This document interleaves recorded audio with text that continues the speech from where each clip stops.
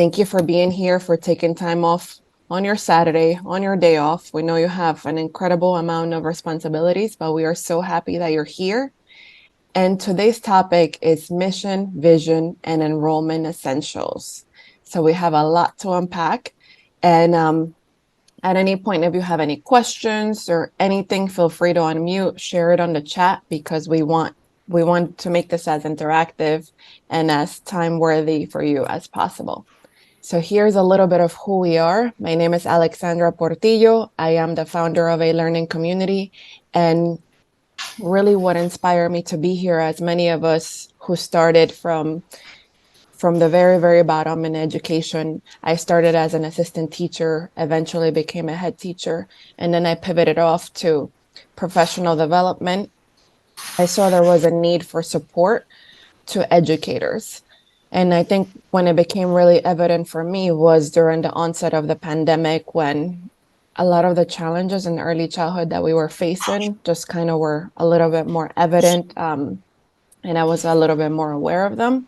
So I wanted to create a space where we can all come as a community to learn together and get that support that is much, much needed.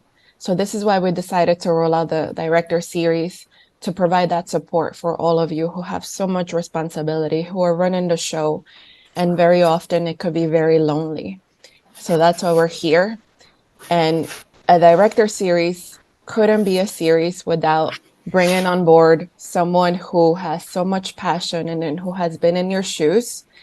So someone who has always worked so hard to advocate for families, for children and her staff, making sure that the program is running smoothly and ensuring that best practices are being implemented. So without further ado, I welcome you, the one and only Nixa Singh. The floor is yours.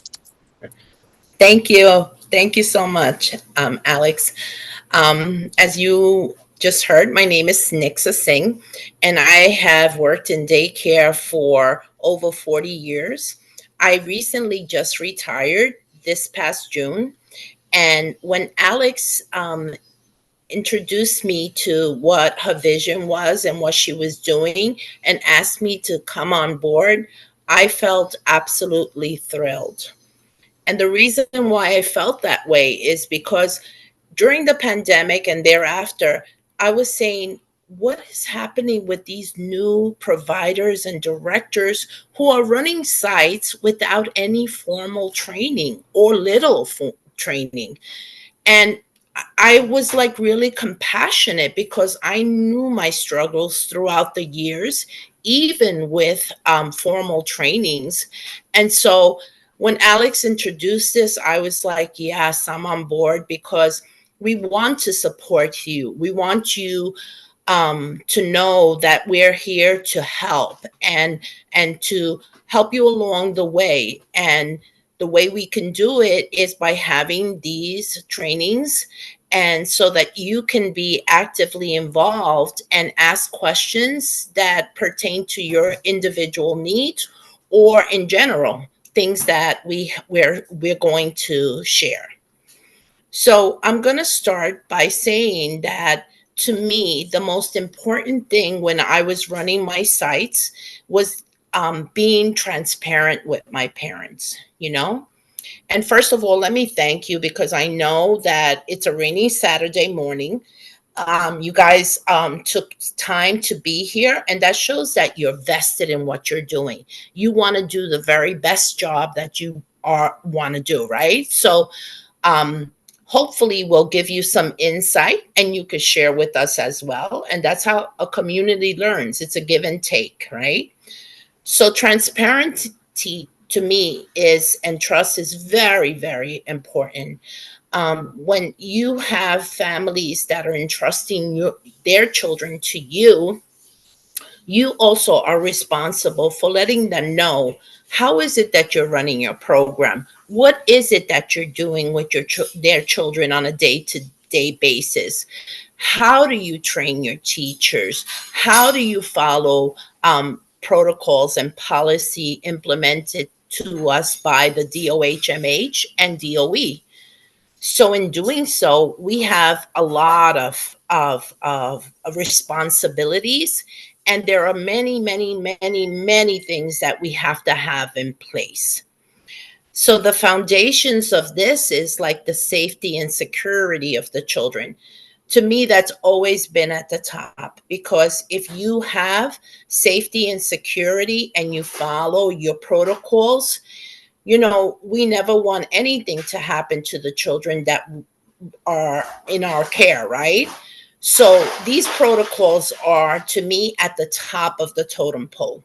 You want children to be safe. You want children to be happy. You want families to know that you're doing what you're supposed to be doing. We also want an open community where parents trust us. They, and this happens with, again, going to the transparency. And once you have transparency, it doesn't mean because a parent entrusted your child and they trust you that it stops there. It's something that you're going to have to continue to develop. You're going to have to continue to prove yourself, your site, your teachers to the parents. So it's got to be something that's ongoing. It doesn't start and stop. It starts and continues throughout the operation of the program from 8 to 6 and on a daily basis. Also, conflict resolution. What do we do with parents when they have some issues that they want to address? So we're going to go through what I feel is very important um, in order for us to have transparency and trust. What is very important to me is the mission and the vision statement. So the mission and a vision statement. Everyone has a vision in how they want to operate a program. What is it that, how you want to run this program? What do you want to do in order to make your program the very best program? Do you want to have extracurricular activities for the children? Do you want to have music and probably yoga or soccer or anything else that really will attract parents to your site and also make the day a little bit more enhanced for the children, right? And so when you have this vision, it actually starts your mission statement. So now you write your mission statement, and depending on where you work, sometimes this mission statement is a collaboration from your board. And in actuality, it should be approved by your board.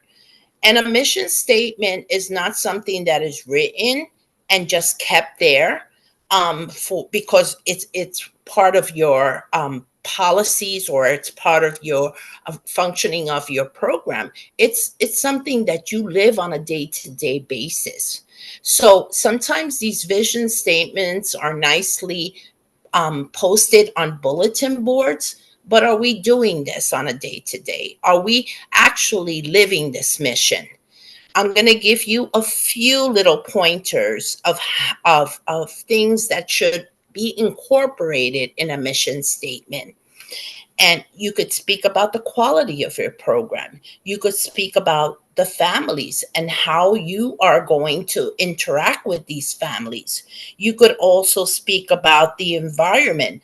What is your environment? What is the makeup of your program? You could speak about how are you going to provide safety for the children? What is it that you're doing by training teachers? You could speak about the educational communities. Whom do you have to come and train your staff and make their learning not stagnant but continuously learning? In daycare, we're continuously evolving, and rules and policies are changing. And it was just so evident now during COVID, all the things that were implemented by the DOH, that we had to follow, right?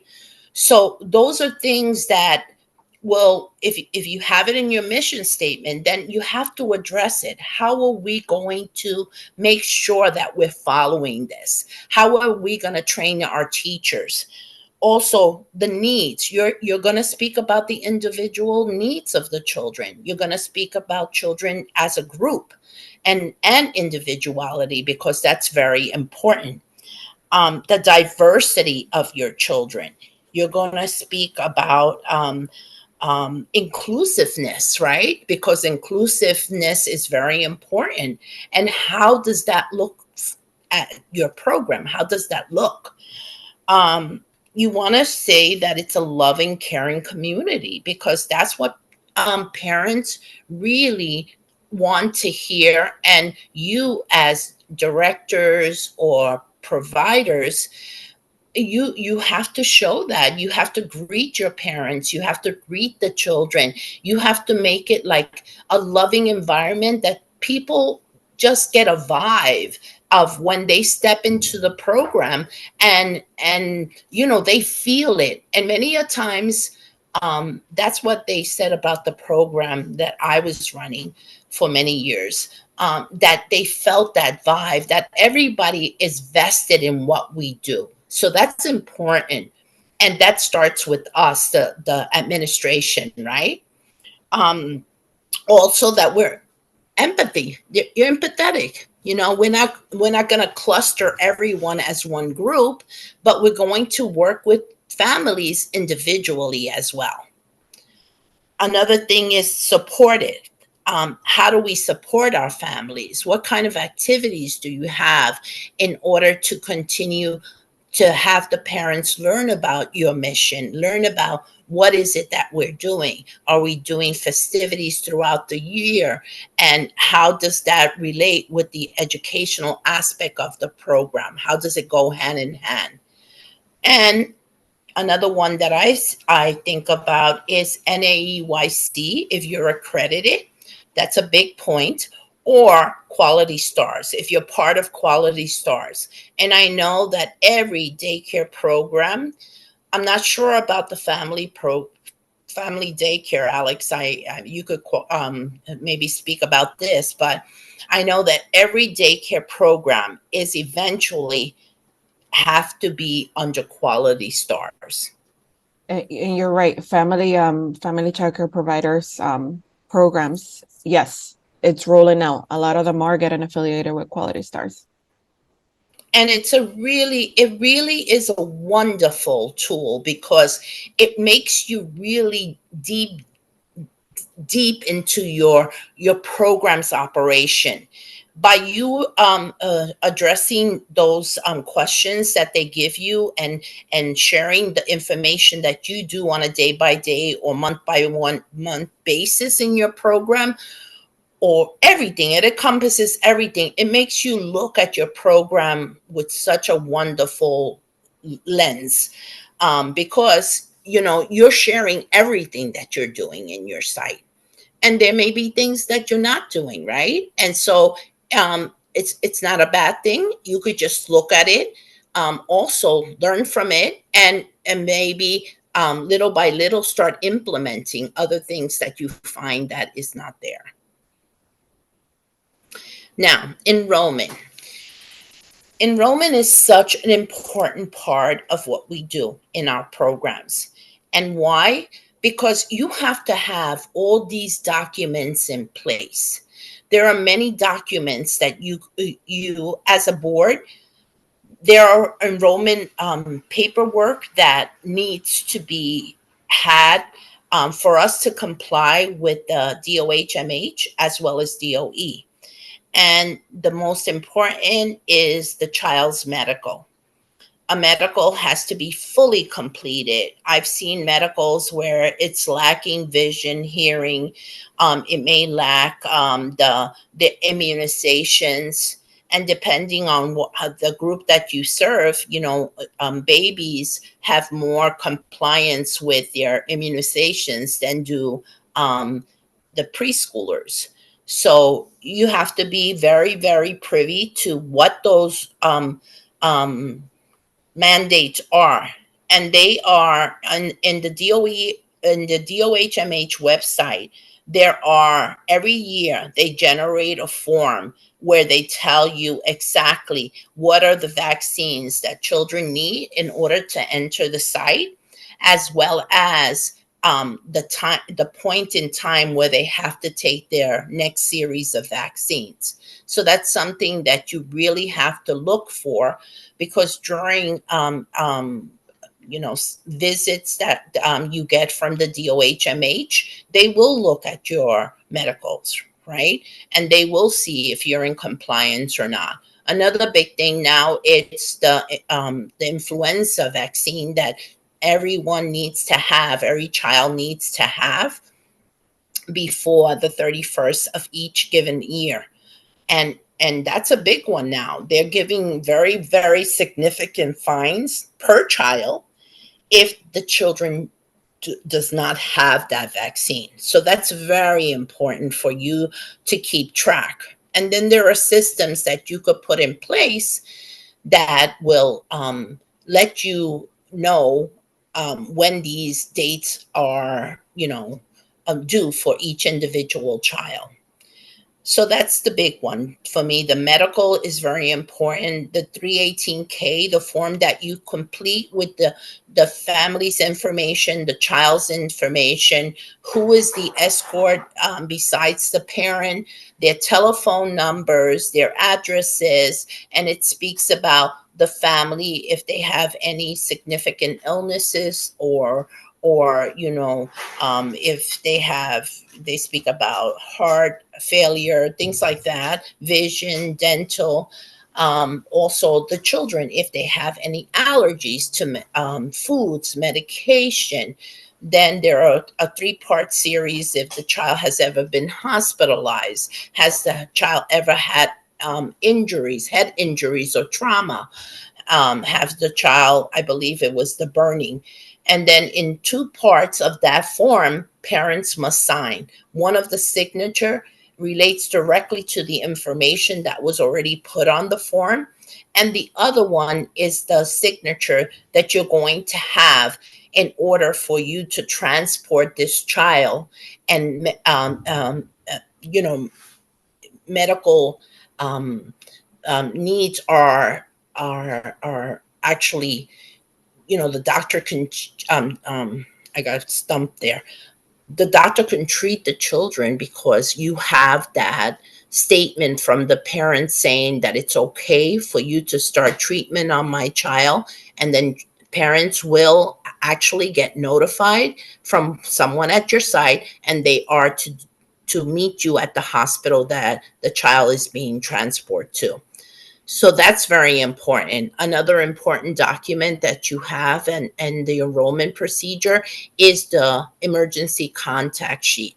In that emergency contact sheet, it depicts the child's information, but it also says who's the parent, their names, their addresses, their telephone numbers, as well as any escort or individuals who can come and see the child at the program or pick them up, right?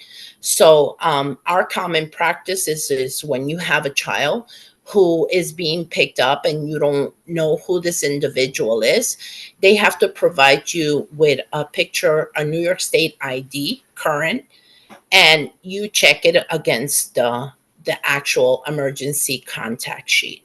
So that's very, very important. And then there are other forms that we fill out, like the pedestrian safety. It could have, and every program does this on their own because it's what the board set up for you to distribute to the parent.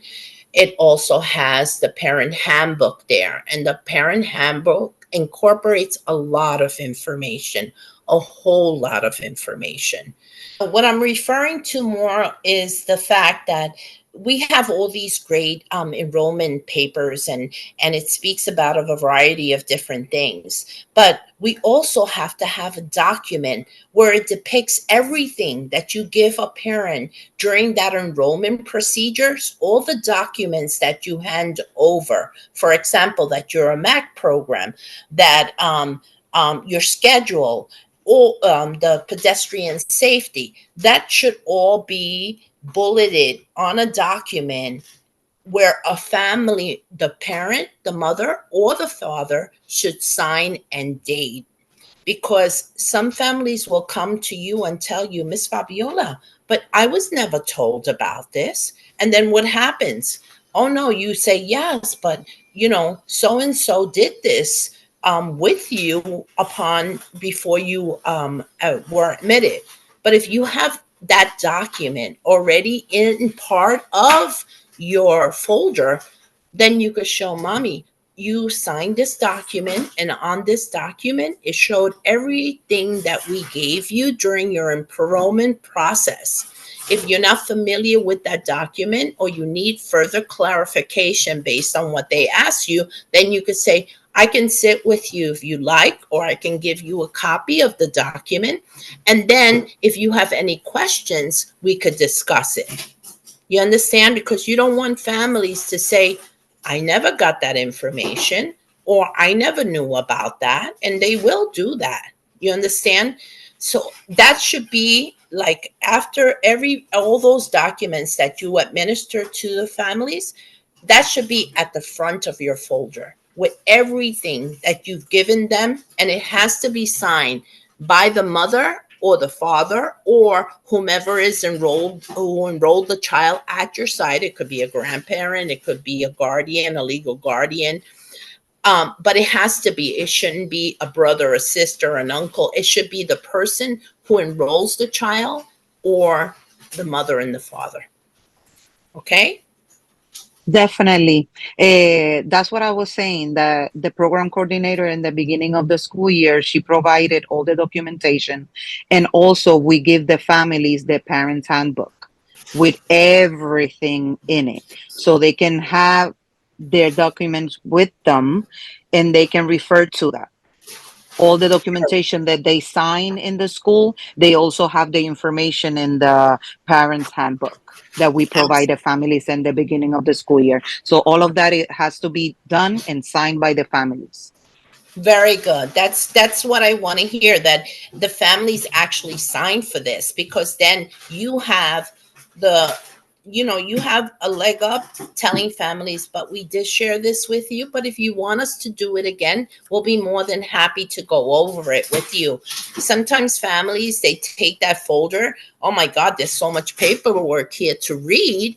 How can I read all of this? I don't have time for this, right? So they could you could take it with you, and some of them don't read it, and then when things happen in the programs, they'll come back to you and say, well, no, I didn't get this information. But you could say, yes, I'm going to pull out your record and I'm going to see if we might have forgotten to give it to you, but here it is, it's already signed and you had the document, but we can go over it with you.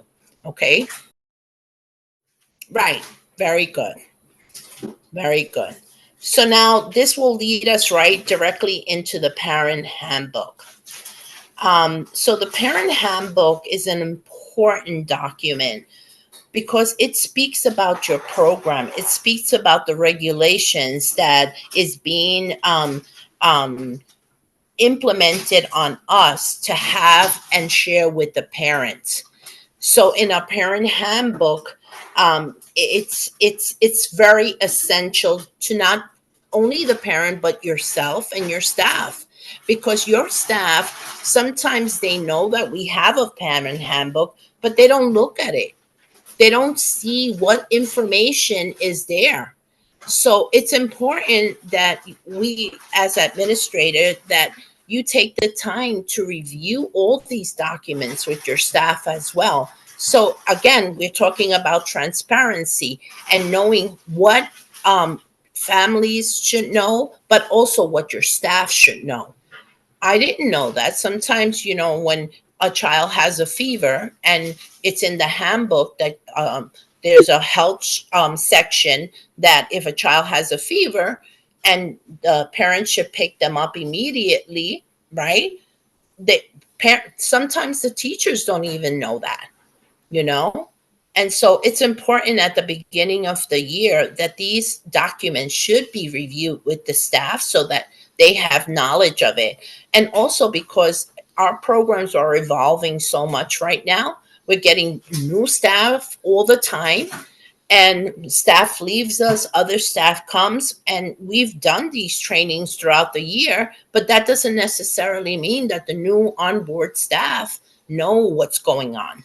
So it's very important at the beginning of the year to review this handbook. Okay, so we're going to continue with the handbook. So for the handbook, we're going to have an overview of the program. What is your mission and your vision statements? What's your educational philosophy?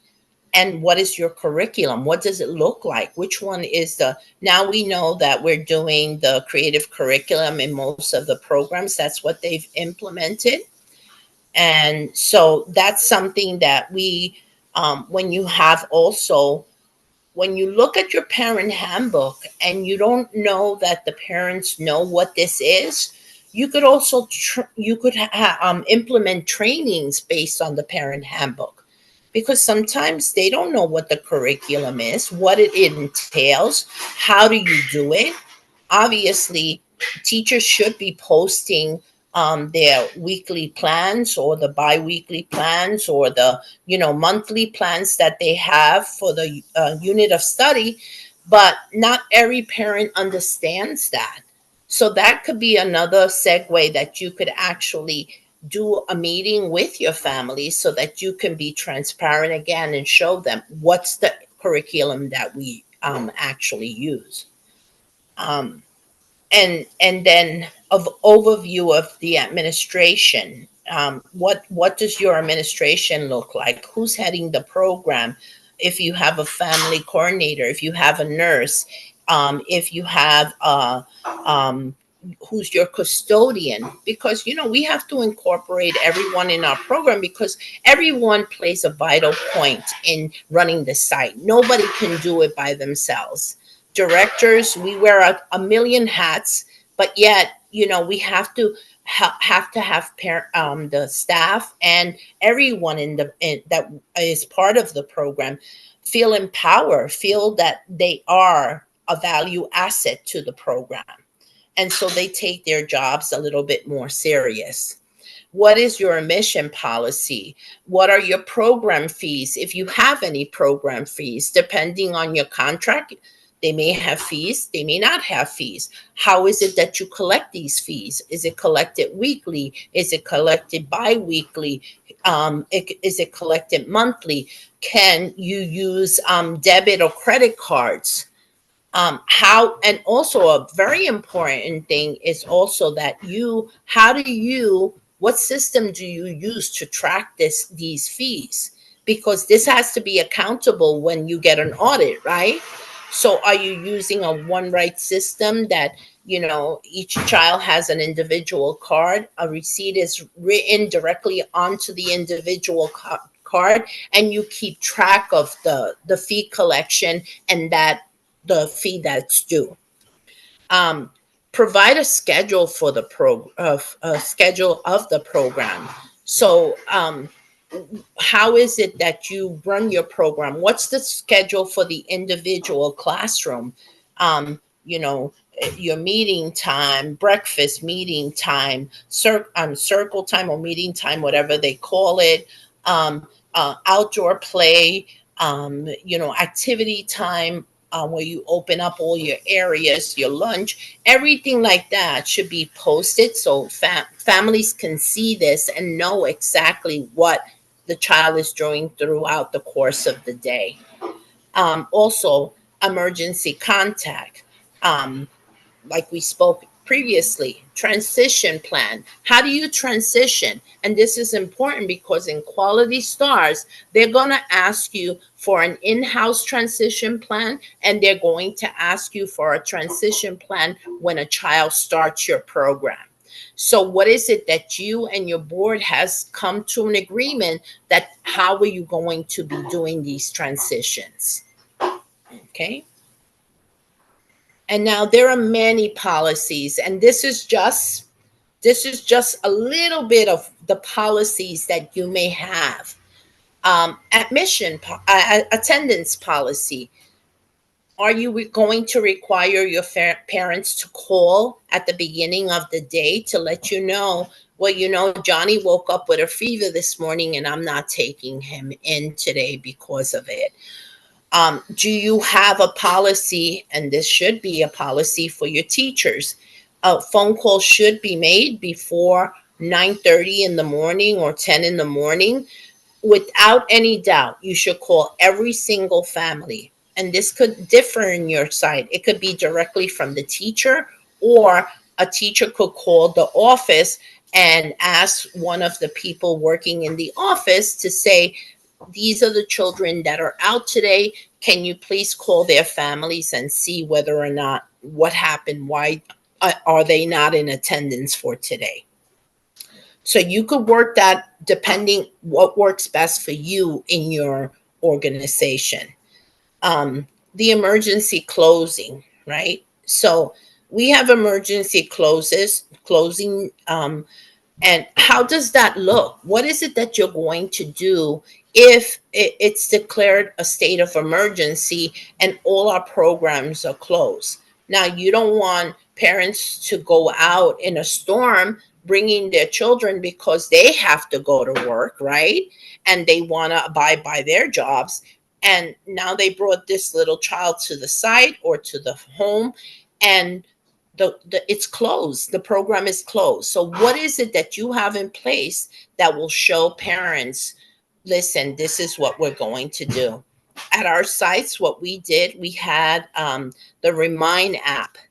The teachers had a list of all the parents, their numbers, and so we would draft a general flyer, a notice, and send it to the families, letting them know. Sometimes when we knew ahead of time, we would actually verbally tell families, please, if it's declared a state of emergency, be aware that we will be closed. So the families always were connected through this app, and information was brought back and forth with the families and their individual teachers. If you want to do it as a director, you do it, but it's a lot. So that's why we did it with the teachers, and they were very good at it. And then that gives you another way of communicating when you have activities throughout the year, when you want to do your pack, who wants to be part of the pack, um, when you're doing fundraisers, different things like that. So it's a really good app to have, and so that people, again, your families are kept informed and you're being transparent. um, Open door policy. What is your policy? Do you stop people at the front door and say, no, you can't come in? Obviously, during COVID, that was implemented very strictly because we didn't want children to come in contact with too many people, because we didn't want anyone to get sick, not only the children, but the staff. And so there were a lot of policies implemented during that given time. But an open door policy, to me, again, it's the opportunity for you to be transparent. At our site, all they had to do was ring the bell.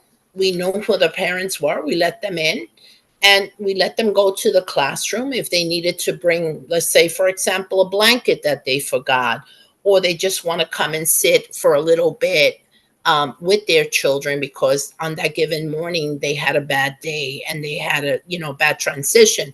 So those are things that you have to think of as an organization, whether you want to have this. Our families felt very, very comfortable because there was never that, no, you have to wait.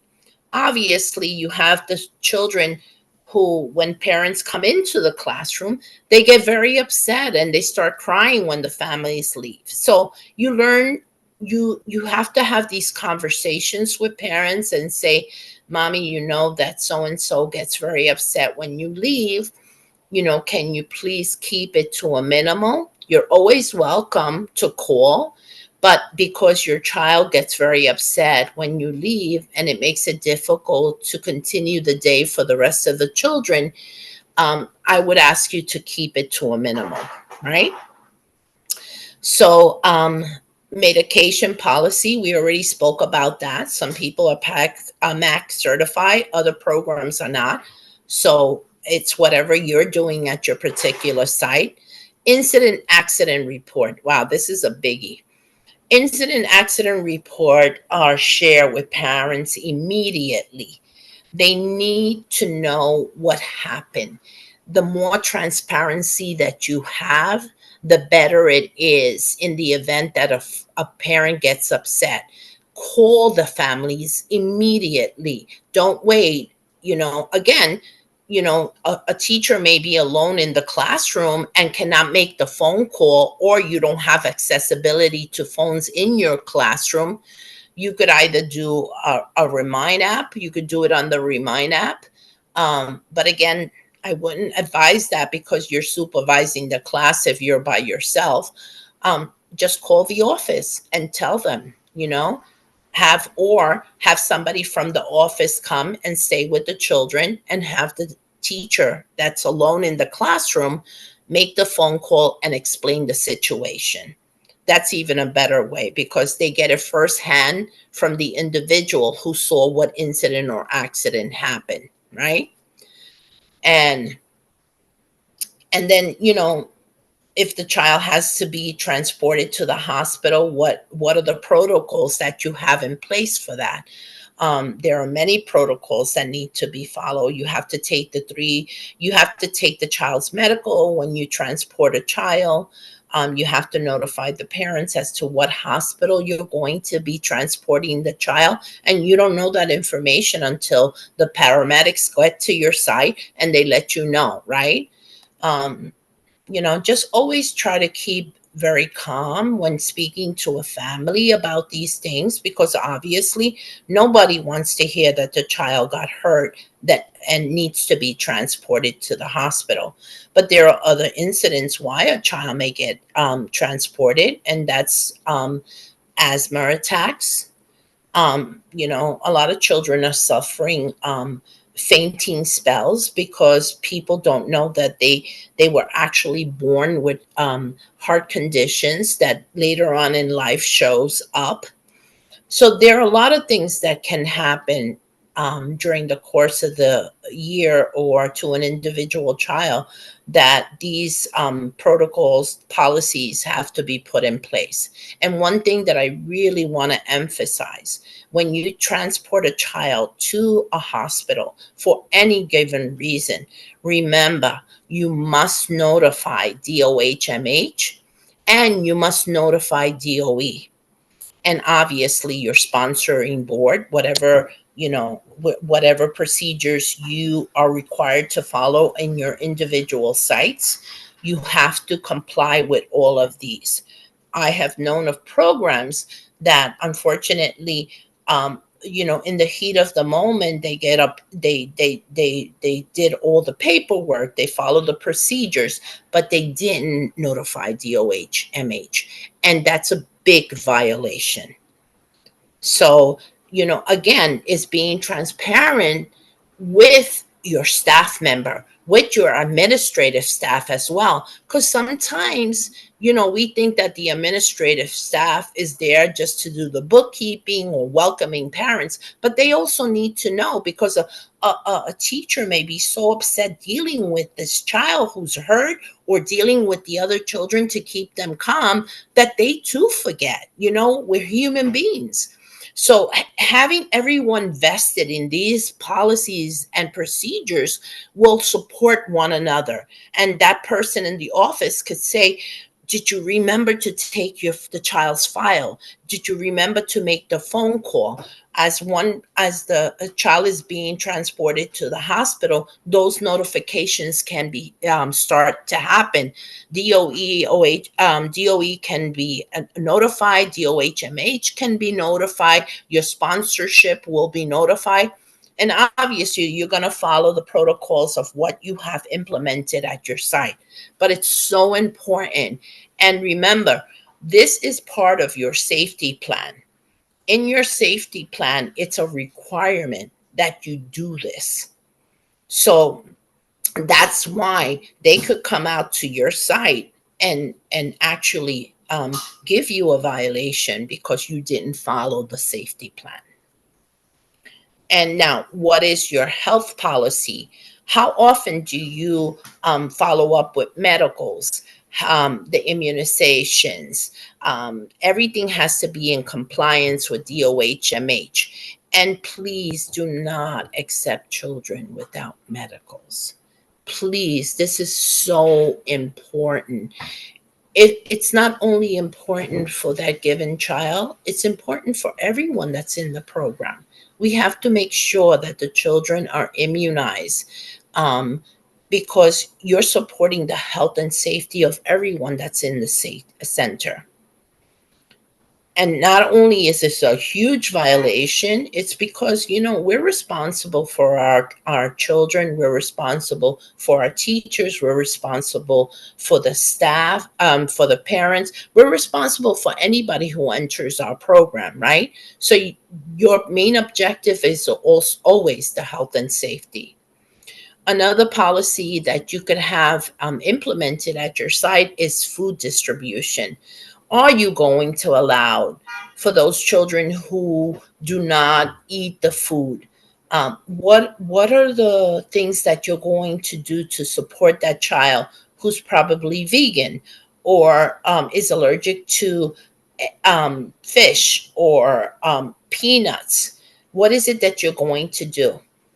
Now, the way we did it at our site is um, we had a list of all the children who had allergies in every individual classroom. And then that's why it's important that you look at those medicals. Remember, this is confidential. You should not have this where it's visible to everyone who walks in. It should be a cover sheet. You could put children with allergies above the sheet that says all the children and what they're allergic to. Then what we did is in each of the in the kitchen, we would have the room number or the letter of each individual class, and we would have it in the kitchen. So we had classrooms A, B, and C, 1, 2, 3, and the cook became very privy to what the allergies are. So she knew that some children were allergic to eggs. So she made sure that what she was serving, and she had to cook separately for these children. Some of them, for religious reasons, cannot eat beef, right? It's not only allergies, but also religious reasons. Um, Obviously, the big one is the peanut, right? So what we had, because the peanut was so prominent in so many of the children, we made our site a peanut-free zone, meaning that nothing that we purchase contained peanuts, or that anyone who came to the program for any activity could have recipes with peanuts in them. So we made it very privy to the parents that it is, and we have it posted, peanut free school. And you we had even peanuts with a large circle and the line written across it, so that they're aware. For those who may not read the language, they could either see it, and that's something that should be reviewed during the actual intake process. Now, birthday policy, again, because of the allergies that many children do have nowadays, are you allowing cakes to be brought in, or cupcakes? What we were doing lately is actually baking in the classroom, or not only just baking cakes, we did fruit salads. We did an activity where everybody wore a crown and they were decorated. And then actually the birthday child had a big, 4 or 3, and it would be decorated, or, every classroom did their individual thing. But it really emphasized the fact that this child was celebrating the family, and collectively we were celebrating together, which was nice. Everybody was included in the celebration. And then parents always want to have contribute. So what we would allow them to do is bring in party bags, but then we would give it directly to the parent, so that the parent would review the bag, what the contents of the bag, and know whether or not they wanted to give this to their child. You know, again, you don't assume that responsibility. You gave it to the parent. Mommy, daddy, can you please check to see what's in the bag? And if you feel that you want the child to have this, please give it to them. And that's it. Very good. Okay, so I'll review a few of the policies. Again, this is not all of them. We just wanted to give you a tidbit of what we have done in the past. And obviously, you can have more than this, right? There should be a daily report of young children, what it is that they're eating, what are their sleeping habits, or can they initially start following the page of a story? Are they interacting with other children in a positive manner, right? A changing log, very important. You Every time you change a child, you should indicate the date, the time, and what the child did in his pamper, right? Because sometimes children could be very extremely constipated, and then you could show the mommy, look, mommy, I'm concerned because for the last 2 days he hasn't defecated here at the site.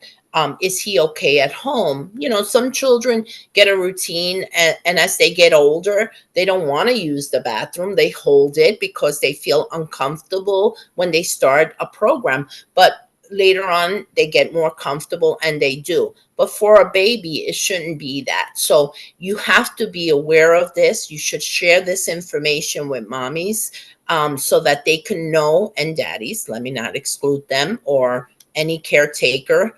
Um, so that's very, very important.